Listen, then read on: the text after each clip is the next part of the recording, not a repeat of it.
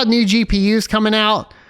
We had the RTX 5060 8GB launch. It was launched at $299. Let me see if you can even pick those up at $299 right now. I didn't look yet. I need to see. Make sure there's no, yeah. So out of stock. It looks like you can pick them up for $320 at the cheapest from Gigabyte right now. And they are the 8GB models. You do get, I think, the DDR7. Is that correct still? Which could be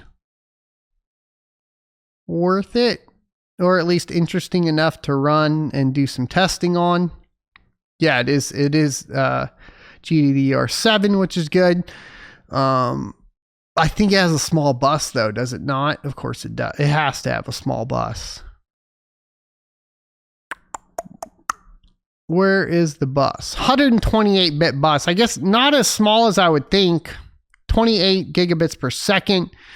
The memory bandwidth, about 448 gigabytes a second. That's actually not bad for memory intensive algorithms. It might be pretty good with the low power requirements that I assume this GPU has in particular.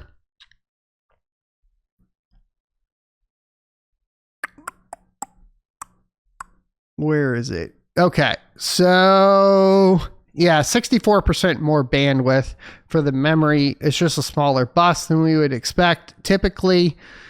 And whereas the total board power is at 145 watts, which is quite low. I assume we can get well under, 90 watts while mining with it. 448 gigabytes a second is, let's see, so here we go. We'll get the prediction. Hold on. Let's go. It would be half of 5080, right? 5080 is 960. So let's say half of 5080 on Ergo, so Autolicos. Say, that wouldn't be bad. Let's say prediction would be what is that? 170 or 150, 165, 165 mega hash on Autolicos at, like, what would it be? 90 watts or something? No, it would be 80. Yeah, 80 watts. That's okay. That's my prediction then. So I think the 5060 8GB will be around 165 megahash a second at 80 watts. Let me know what you guys think for your predictions. I'm going to use a bio break real quick and I'll be right back. Okay. So the next was the Arc Pro B60. A lot of people were asking me about what I think about this card. I did watch some reviews on it. But there is apparently a dual version, which is really cool. This is the first dual GPU since what, the 7950 X2 or something like that. And each GPU has its own memory.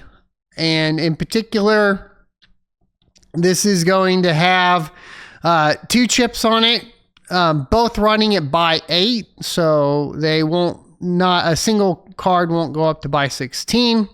It'll have 48 gigabytes of memory, 24 gigabytes per GPU, and it will support large models like DeepSeek R70B and QWQ32B.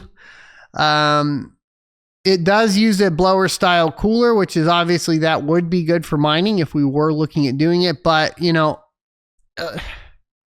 are like, oh, will this be good for mining?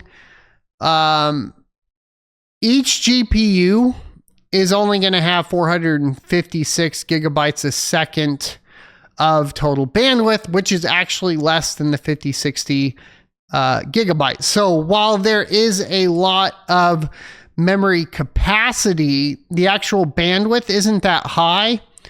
And so unless it's in cases where, like, let's say Ethereum was still a thing and the DAG was growing significantly and you needed the capacity, this doesn't make sense. The other thing that's crazy is it only has a 192-bit bus and it's still running on GDDR6.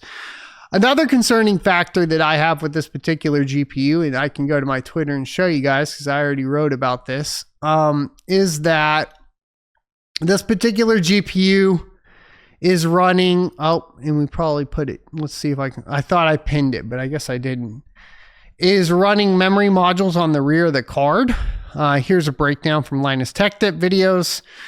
And in the past, when this was done on the RTX 3090, albeit of course GDDR6X, which does run hotter, there are a lot of memory modules failing on the rear of the PCB in applications like crypto mining. Seeing this is going to be a 24/7 AI chip, I would have significant concerns with passively cooled memory modules on the rear.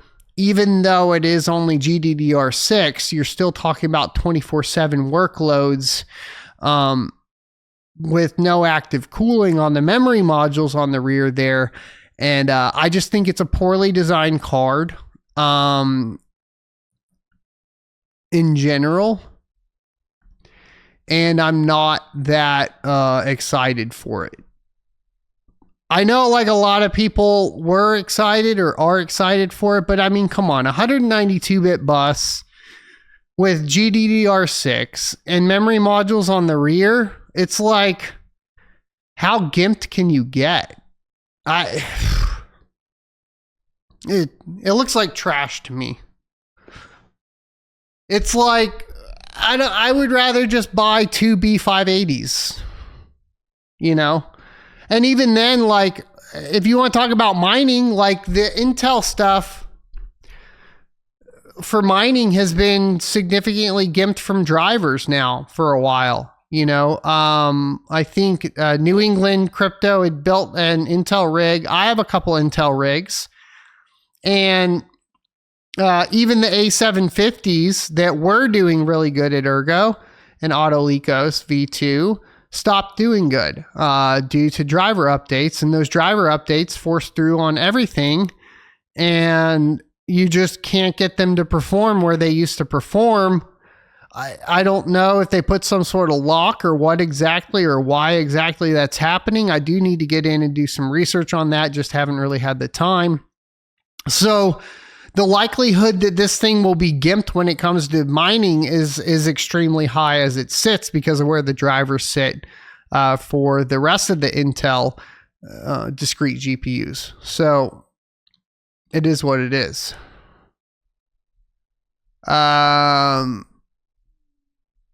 So there you go. I don't have high hopes for it. That being said, we do have a 5080 Super, a leak coming from Copite, who's been basically correct every single time he releases it. His Twitter post said the SKU number, etc. It will be 256-bit bus of GDDR7 with 24 gigabytes of memory at 32 gigabits per second, which would make it extremely fast, right? So the 5080 is only at 30 gigabits per second. It does have the 256-bit bus, but it only has 16 gigabytes. So we're getting 8 more gigabytes of memory, so higher capacity. We're getting faster memory speeds than the 5090.